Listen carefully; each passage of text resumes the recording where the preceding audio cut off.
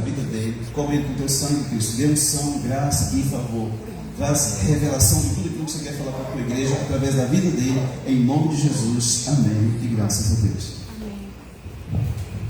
Amém. Graças a Deus, igreja viva do Senhor. Amém.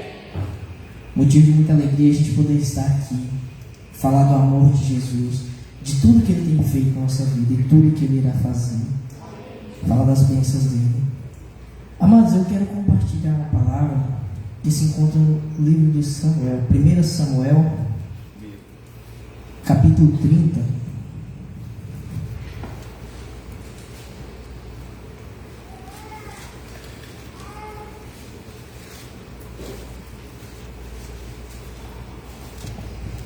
Amém? Vamos estar lendo a palavra do Senhor.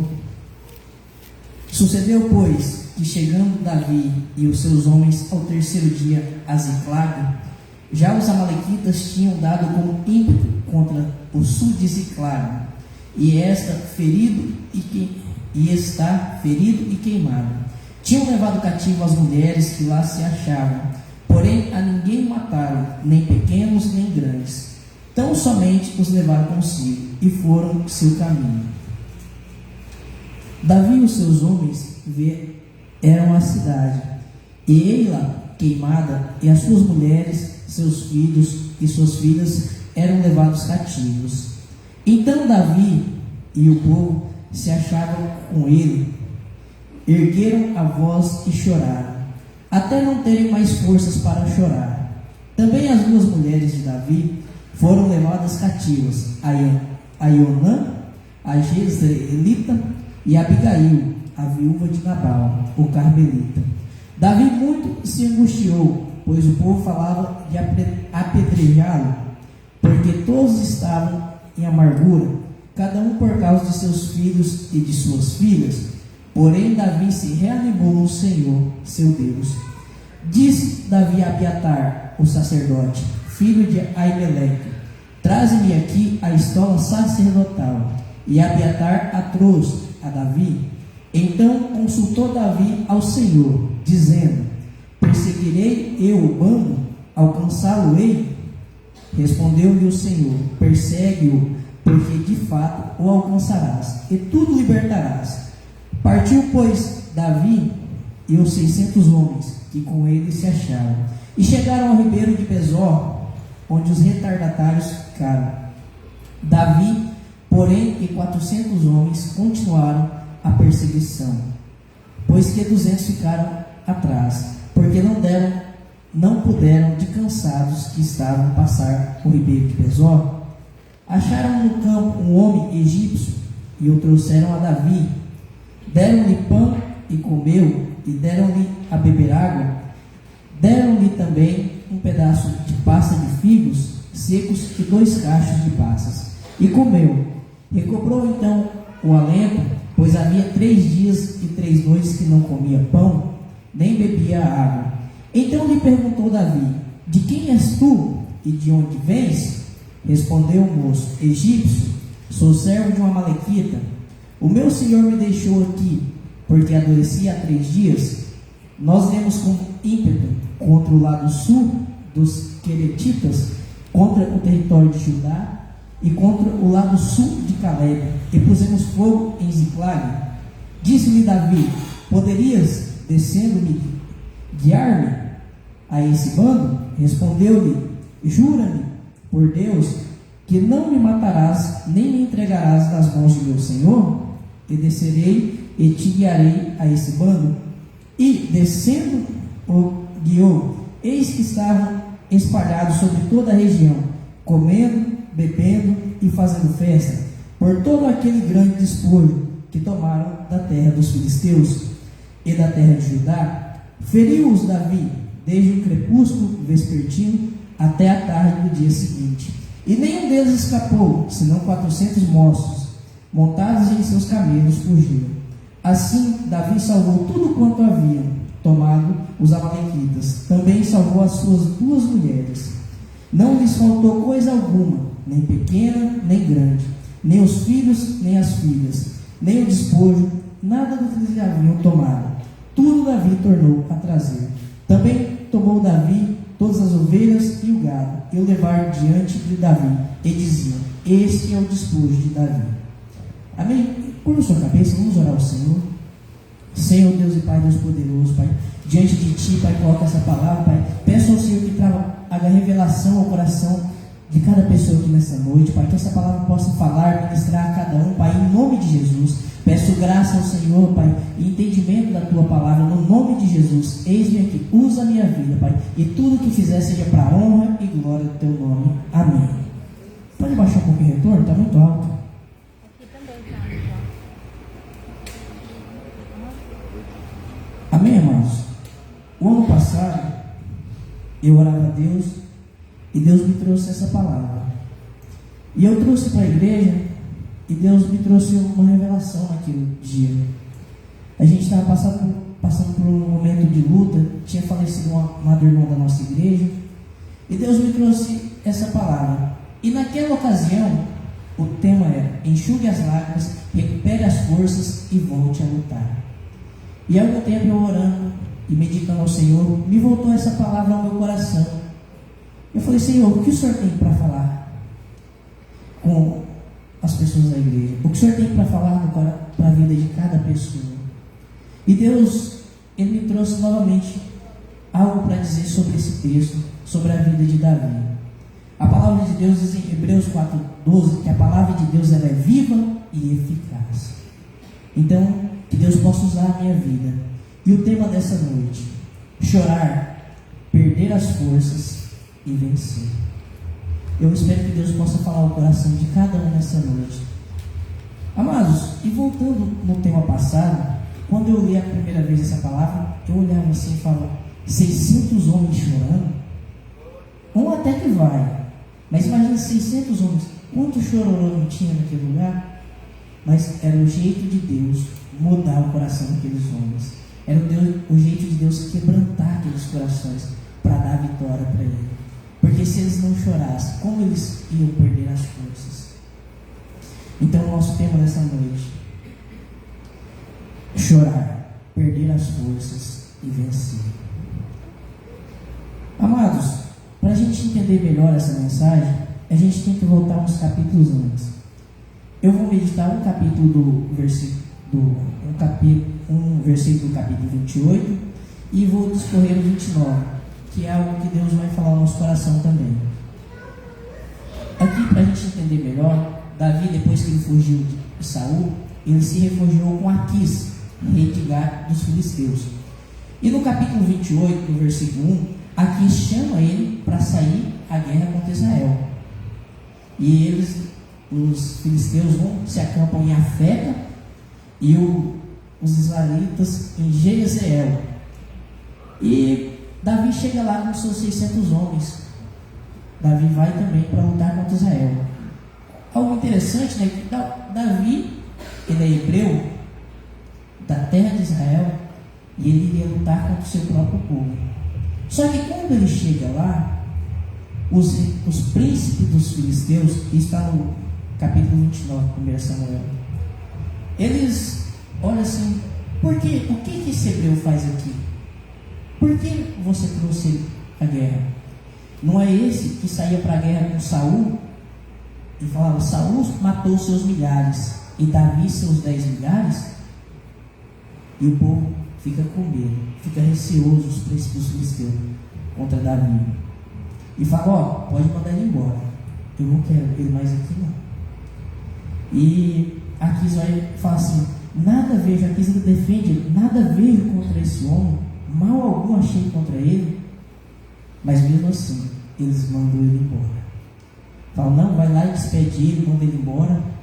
E quando ele chega a Davi chega e fala: mas que mal te fiz eu? Por que eu não posso guerrear? Por que eu não posso sair a peleja? E Davi insiste em sair a peleja, em guerrear contra o povo de Israel. Mas o interessante aqui é que Davi ele ia lutar uma luta que não era dele. Davi estava saindo para uma batalha que não era dele. Porque a gente tem motivos para falar para você que aquela luta não era de Davi. primeiro motivo, porque Davi era hebreu, do povo de Israel. Ele estava fazendo uma aliança com os filisteus. Ele ia lutar contra o seu próprio povo. Segundo motivo, Samuel, lá no capítulo, em 1 Samuel capítulo 16, ele ungiu Davi para ser rei. Já imaginou? Como ele, sendo ungido para ser rei, ele lutar contra a própria nação? Será que ele não ia arrumar inimigos depois que ele fosse rei?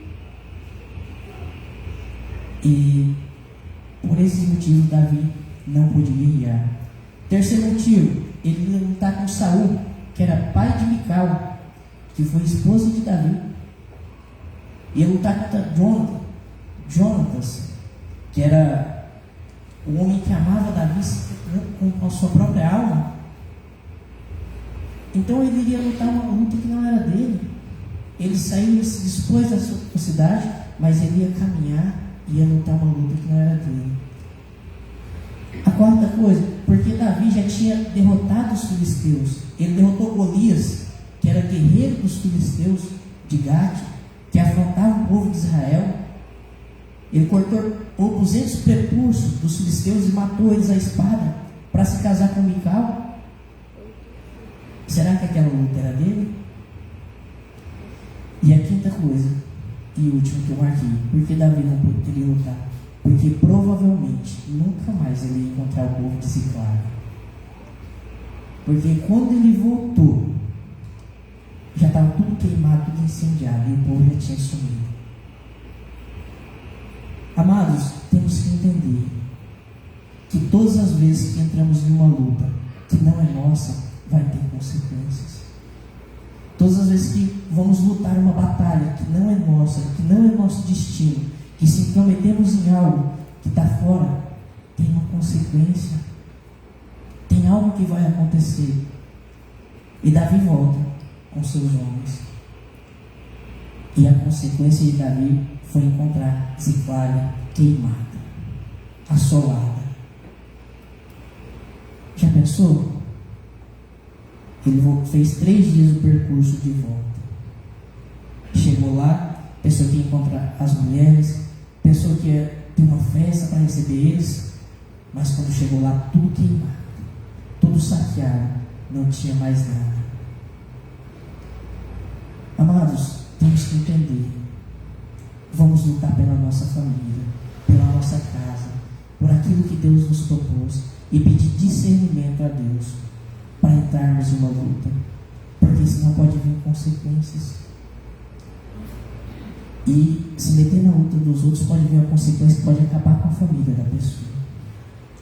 Já pensou se Deus não fosse misericordioso na vida de Davi, ele não tivesse consultado a Deus e tivesse seguido? Como seria? Estaria sem família? Aqueles 600 homens já queriam apedrejá-lo, porque chegou e chorou até perder as forças. Amado, um exemplo disso, o que seria um exemplo de uma pessoa que está lutando uma luta de outra pessoa? Vamos colocar aqui que chega uma pessoa, está passando um homem na rua, aí tem uma pessoa sentada em um banquinho da praça ou em algum lugar, e aquela pessoa chega toda machucada, toda ferida, e fala para aquela pessoa assim: rapaz, você não sabe o que me aconteceu. Eu estava passando ali, o cara me bateu, o cara fez isso, o cara tomou meu dinheiro de comprar a comida para os meus filhos, de comprar o remédio para minha mãe. E vai falando para aquela pessoa, e vai falando. E aquela pessoa se dói por dentro, o coração dela fica doendo, ela fica cheia de temor, né, para não falar raiva, e ela pega e vai com outra pessoa. Aí ela chega, a pessoa insensata, sem saber quase nada, chega os dois lá e até bate naquela outra pessoa que bateu. Só que em determinado momento chega a polícia, e aquele cara que foi lá e contou a história para ele, ó, foi embora, e ficou só ele. E a polícia vem e prende ele. Aí ele vai escutar a outra parte. Aí o cara que chama a polícia falou: rapaz, passou um cara aqui, mexeu com a minha mulher e falou que ia buscar outro para catar minha mulher, para abusar da minha mulher. Que enrascada esse cara se meteu. Até ele explicar para o outro, para a polícia, que ele não tinha nada a ver, que ele só acreditou em uma história, ele está enrolado. E ele tem que pedir muito para que a outra pessoa entenda a situação dele. Senão ele vai ser acusado, vai ser preso, vai pagar por algo que não tinha nada a ver. Isso é a pessoa buscar uma batalha, uma luta que não é dela. Tem consequências na nossa vida. Mas para a gente entrar no mérito da palavra agora, Davi voltou, Davi chegou lá, ele pegou as consequências do que tinha acontecido e eles choram até perder as forças. Uma pergunta: por que chorar até perder as forças? Porque eles eram guerreiros.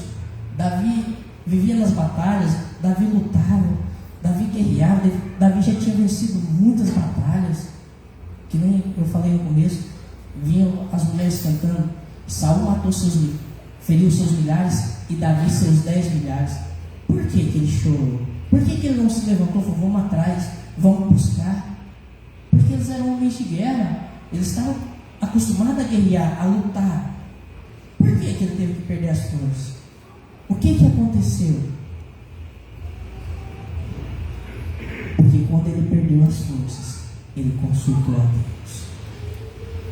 Amados, todas as vezes que a gente quer ir na força do nosso braço, todas as vezes que a gente quer ir no eu, não vai, não acontece.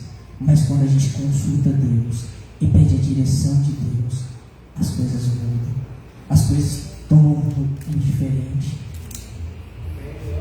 Porque, amados, seria fácil para Davi falar: não, vamos atrás desse povo, vamos matar todo mundo, vamos recuperar nossos filhos, as mulheres, as esposas. Mas será que ele conseguiria trazer tudo de volta se ele fosse da força do braço dele? Será que nós estamos usando muita força do nosso braço e não estamos confiando em Deus? Não estamos consultando a Deus o que devemos fazer, para onde devemos ir, com quem devemos lutar, com quem a gente deve prosseguir, qual é o caminho? Porque é fácil, amados, a gente chegar pela força do nosso braço, talvez pela nossa ignorância, e falar assim: eu vou por aqui, e por aqui eu vou. Talvez lá na frente quebra a cara, volta arrependido. Mas quando a gente consulta a Deus, a gente vai além. A palavra de Deus diz em João 15,5, lá no finalzinho, que sem mim nada podeis fazer.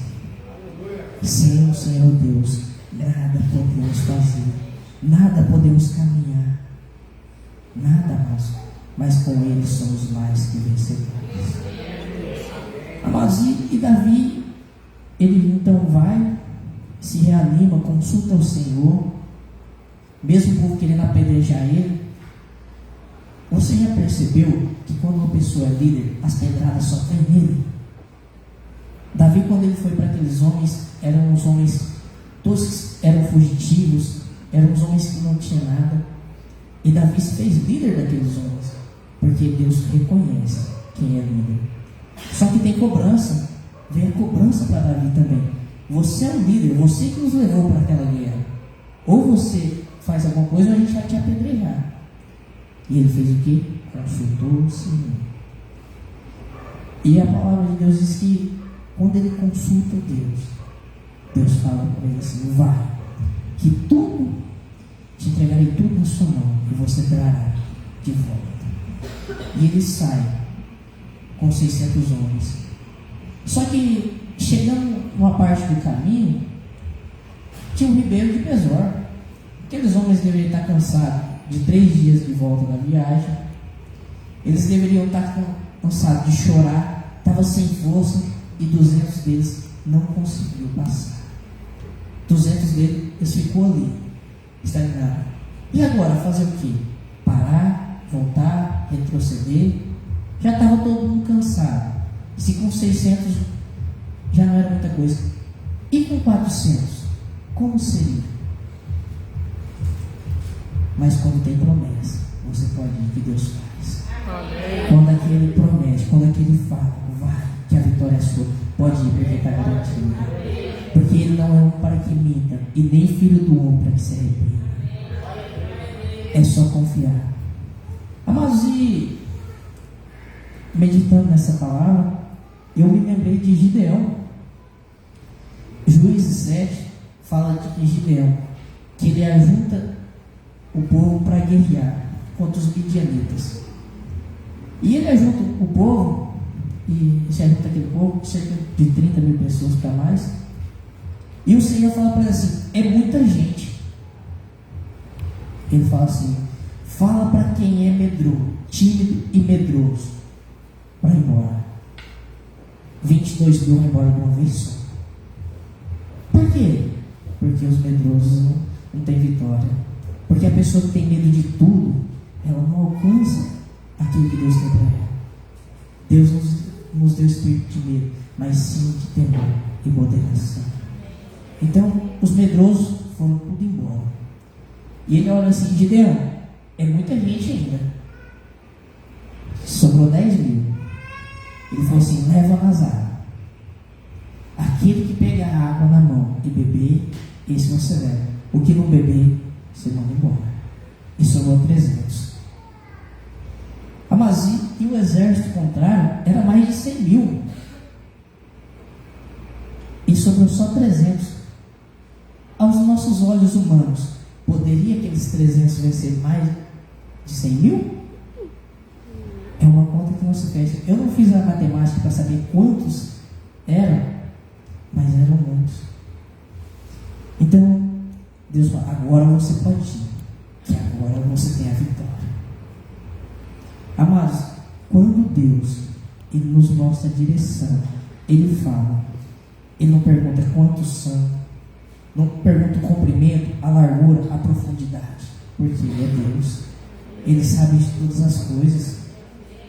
Ele sabe que Ele pode dar vitória para cada um. Então, Davi, ele segue 200 homens. Aí, ele acha um homem que guia ele pelo caminho, e ele encontra os amalequitas. Ele encontra os amalequitas festejando, bebendo, e ele encontra aquele povo. Porque eles estavam comemorando a vitória que eles tinham tido por aqueles arredores. E Davi luta da tarde de um dia até a tarde do outro dia para vencer aquele povo. Vence e traz tudo de volta, porque Deus era com ele. Amados, toda luta que entrarmos, vamos pedir a direção de Deus. Vamos pedir para Ele nos guiar, nos guardar, nos abençoar. Vamos pedir: Senhor, nos guia pelos teus caminhos. Vamos confiar no Senhor. Vamos crer que Ele pode nos dar vitória. Mas e para a gente encerrar, vamos trazer para a nossa vida, para a nossa reflexão hoje em dia, uma pergunta: o que temos que fazer para vencer? Chorar? Mas eu particularmente eu não gosto de chorar, que chorar entope o nariz, aí fica descendo aquela meleca no nariz assim, é meio nojento, né? Daí depois de uns dias ruins, não consigo respirar. Pelo menos comigo é assim. Mas talvez seja um caminho, chorar. Mas se a gente chorar e não perder as forças, não tem nada. Não perder a força que está aqui, não tirar o eu de dentro de mim. Amados, tem pessoas que elas vivem de aparência. Você olha assim, é um super homem, é uma super mulher, mas por dentro tem um vazio enorme. Por dentro tem um vazio que só Deus pode preencher. Mas para isso tem que perder as forças. Tem que perder as forças devagarzinho, até ficar só Deus. João 3,30 diz: convém que ele cresça e eu acontece na nossa vida e a gente diminui, a gente começa a entrar no caminho dele. A gente começa a ir para onde ele quer nos levar. Mas aqui a gente tem que diminuir pouco a pouco. Amados, e para que Deus quer que a gente perca as forças? Você já se perguntou? Porque somos fortes, a gente tenta aguentar as pancadas da vida, a gente tenta aguentar tudo, mas para quê? Para ser dependente dele. Ser dependente somente do Deus Todo-Poderoso. Porque enquanto dependemos dos nossos braços, não venceremos. Enquanto dependemos de nós mesmos, raramente venceremos. Amados, e algo que eu pergunto: e a pessoa que depende de outras pessoas? Depende de promessa, de outras pessoas, de políticos. Amados, será que essa pessoa, ela vai longe? A gente dependendo de Deus já é difícil. Imagina dependendo de outras pessoas. Seja dependente somente dele. Depois que você for dependente dele, você vai começar a confiar para chegar à vitória. Salmos 37:5: entrega o seu caminho ao Senhor, confia nele e o mais ele fará. Provérbios 3:5: confia no Senhor de todo o seu coração e não te estribes do seu próprio entendimento. Reconhece ele em todos os seus caminhos e ele endireitarás as tuas veredas. É confiar no Senhor, irmãos. É crer que ele pode mudar a nossa vida. É crer que ele tem algo grandioso para fazer. É ser dependente, totalmente dependente dele. É quando estivermos numa luta, falar: Senhor, eu não sei como que está, mas eu sou dependente de ti. Porque sem ti eu não posso fazer, mas contigo eu sou mais que vencedor. Porque o Senhor nos mostra na palavra dele que não é quantidade. Porque quando o Gideão sai, eram muitos adversários, mas Deus trouxe a vitória. Mas eu tenho que perguntar nessa noite: o que temos que vencer? É uma pergunta que devemos nos fazer. O que temos que vencer? Olha para dentro de você e fala assim: o que eu tenho que vencer? O que eu tenho que vencer? Porque o que fazer para vencer você já sabe. É perder as forças, confiar no Senhor e ser dependente dele. Mas dentro de você, o que falta para você vencer? O que você tem que vencer? Eu falo com muitas pessoas vencedoras aqui, mas tem algo que tem uma luta, tem algo que alguém tem que vencer. Todos nós temos algo para vencer ainda. Eu listei algumas coisas que a gente tem que vencer aqui. O medo, será que é algo que temos que vencer? A ansiedade, Irmão, o orgulho. o orgulho, vai chegar nele ainda. Se não mudar, não acabar com o orgulho, nada. Deus vai transformar ainda. Continua crendo. O orgulho. A ansiedade, a depressão, lutas espirituais, lutas financeiras, lutas familiares, todos nós temos. O pecado, os vícios, a falta de perdão, a falta de amor próprio ou com o próximo, é uma das coisas que temos que vencer. O orgulho, que minha irmã Laína falou aqui. Será que é só a irmã Laína que vai ser o orgulho? Ou tem mais alguém? As calúnias. Quantas pessoas caluniaram a nossa vida? Será que não é algo que a gente arrasta isso? O passado. Tem Tem algo lá no passado que tem que ser vencido. As acusações da mente, a seta de Satanás, o abandono, a rejeição. Será que é algo que temos que vencer? Dívidas espirituais.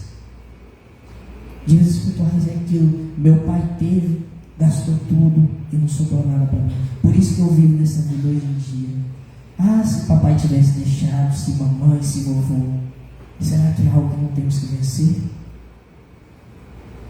Maldições hereditárias, ou maldições a pessoa praguejou a sua vida. Você nunca vai ser nada, você nunca vai vencer, você não tem qualidade, você vai ser sempre um Zé Rodado, não vai ter família.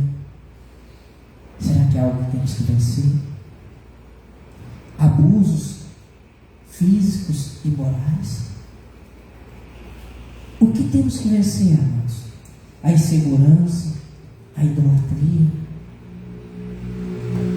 O que Deus tem que nos dar força para vencer nessa noite? Eu creio, se tem algo que eu não falei aqui, mas se tem algo que Deus falou para você, é algo que você tem que vencer, é algo que você tem que buscar. E vitória só tem em Cristo Jesus. Amém. Só tem nele. É algo que vem dele, a vitória para a nossa vida. Romanos 8,37 diz que em todas as coisas somos mais que vencedores, porque ele nos amou. Amado, seja dependente dele. Continue confiando nele. Continue buscando. Eu não sei o que cada um tem que vencer, mas Deus sabe. Deus, ele conhece o profundo e o escondido. Ele sonda o coração de cada um. E ele sabe o que tem guardado aqui dentro, que temos que vencer. Ele sabe o que está aqui, que nos machuca, que nos fere, que nos faz sofrer, que nos faz sangrar dia e noite. Ele sabe o vazio que pessoas têm aqui, que só Jesus Cristo pode preencher. E se ele não preencher, ninguém mais preenche. A bebida não preenche, as drogas não preenchem. Somente Jesus Cristo de Nazaré. Somente ele pode nos fazer vencer. Para a gente ser curado, a gente tem que vencer o medo.